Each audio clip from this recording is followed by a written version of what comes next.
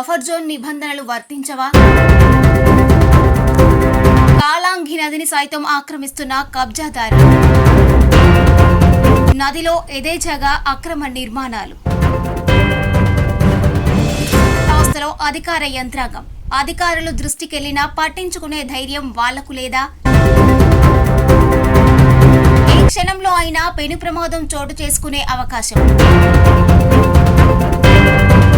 సూళ్లూరుపేట పట్టణ మున్సిపాలిటీ పరిధిలోని చెరువులు, గుంటలు ఆక్రమణలే చూశాం. కానీ ఇప్పుడు ఏకంగా కాలంగి నదిని సైతం విడిచిపెట్టకుండా ఆక్రమణలకు గురవుతున్న మనకెందుకులే అన్నట్లు అధికారులు చోద్యం చూస్తున్నారు. బఫర్ జోన్ పరిధిలో కొందరు నిర్మాణాలు చేపడుతుంటే మరికొందరు తమ పలుకుబడిని ఉపయోగించి కాలంగి నదిలో అక్రమ నిర్మాణాలు చేపడుతున్నారు. అనేక మీడియాలలో వీటి గురించి ప్రత్యేక కథనాలు వస్తున్న అధికార యంత్రాంగం మాత్రం నిమ్మకు నీరెత్తినట్లు మనకెందుకులే అన్నట్లు వ్యవహరిస్తున్నారు. కోట్లాది రూపాయలు విలువ చేసే కేసీఎన్ గుంట చెరువు, కుదిరి పెద్ద చెరువు, సూళ్లూరు చెరువు ఆక్రమణలు చూసాం.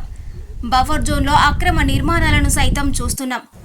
ఇప్పుడు తాజాగా తమ పలుకుబడిని ఉపయోగించి జాతీయ రహదారి సమీపంలోని ఓ ప్రముఖ కళ్యాణ మండపం యాజమాన్యం కాలాంగి నదిలో కట్టడాలు కొనసాగించడం మరింత విస్మయానికి గురిచేస్తున్నాయి. నిబంధనల ప్రకారం నదీ పరివాహక ప్రాంతాలలో 50 మీటర్లు బఫర్ జోన్గా పరిగణిస్తారు. కానీ ఆ నిబంధనలు ఎవరూ పాటించకపోగా నదిలో అక్రమ కట్టడాలు కొనసాగిస్తున్నారు. ఈ ప్రాంతం సముద్ర తీర ప్రాంతం కావడం, తుఫాను వంటి విపత్తులు సంభవిస్తూ పలుమార్లు ఈ ప్రాంతంలో అనేక ప్రమాదాలు సైతం చోటు చేసుకున్న ఘటనలు ఉన్నాయి. నిత్యం వరద నీరుతో ఉధృతంగా ప్రవహించే ఈ నదిలో ఇలాంటి కట్టడాలు కొనసాగిస్తే నది ప్రవాహానికి కట్టడం అడ్డుగా ఉండి వరద నీరు జాతీయ రహదారి మీద ప్రవహించి తీవ్ర అంతరాయం కలిగించే ప్రమాదం ఉంది.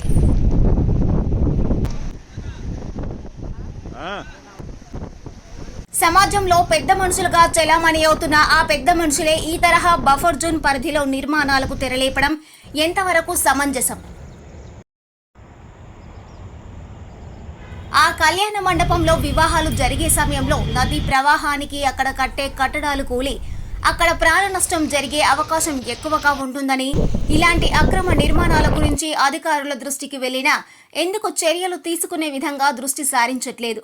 కాసుల కక్కుర్తితో అక్రమ సంపాదనే ధ్యేయంగా వీటికి అనుమతులు ఇస్తున్నారని, ఉన్నతమైన ప్రభుత్వ ఉద్యోగులుగా విధులు నిర్వహిస్తున్న అధికారులు అనుమతులు లేకుండా యథేచ్ఛగా కట్టడాలు జరుగుతున్నా ఎందుకు అధికార యంత్రాంగం చూసి చూడనట్లు వదిలేస్తున్నారో అర్థం కాని పరిస్థితి.